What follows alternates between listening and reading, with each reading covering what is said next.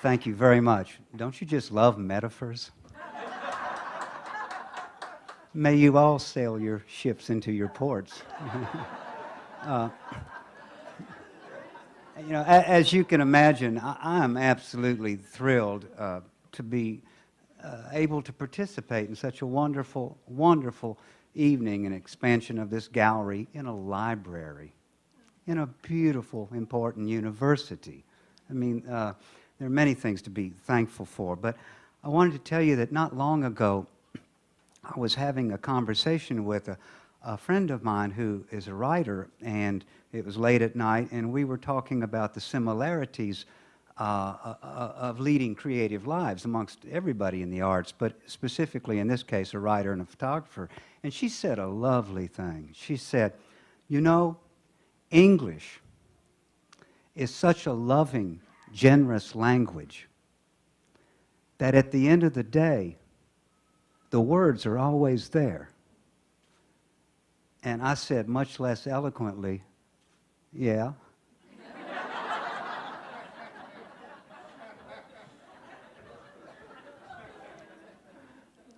I said, darling, it works kind of the same way in my world. You know, I think that photography, which means from the Greek, writing with light, is such a loving, generous language that at the end of the day, the images are always there. You know, it seems pretty much the same. Making photographs, to me, has never seemed like a proper job. It just seems almost like breathing air, a natural thing to do, and it always seemed more like play than a real job. And I say that because I really wouldn't be standing here at all and having the pleasure of standing here if it wasn't for my wife, Pat. I make pictures. I play. Everything that's difficult about the capricious art world or the world of business or the dailiness and responsibilities of life, everything that's difficult, she does. I'm not kidding.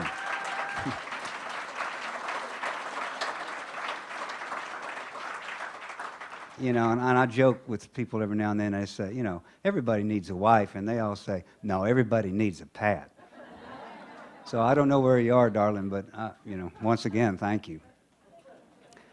The other thing is, in the last couple of things I'll tell you, I don't know what in this wonderful, mysterious world I ever did to deserve the sprinkling of friends I have sitting out there and my beloved colleagues whose work I need.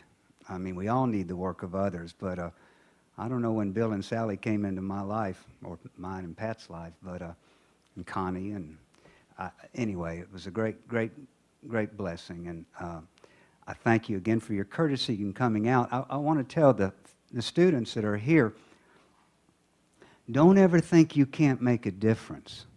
Don't ever think that one person can't make a difference, because most or many of the great bodies of thought flowed from one man or one woman. It was one young Protestant monk who started the Protestant Reformation. It was one young woman who saved the known territories of France. It was one young Italian explorer that founded the New World. It was one young Macedonian general that expanded the empire to the edges of the known world.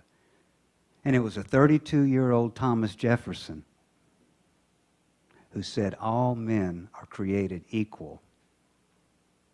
So bless your hearts, bless universities, bless libraries, and bless the arts. Thank you.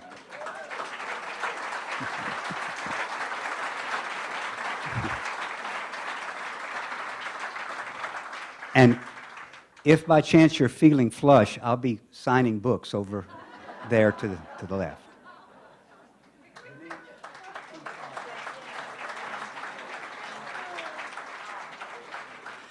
Thank you all so much for coming, and the evening isn't over. Continue looking at the photographs. I have no idea if there's any food left, but I'll bet there's still some wine and beer.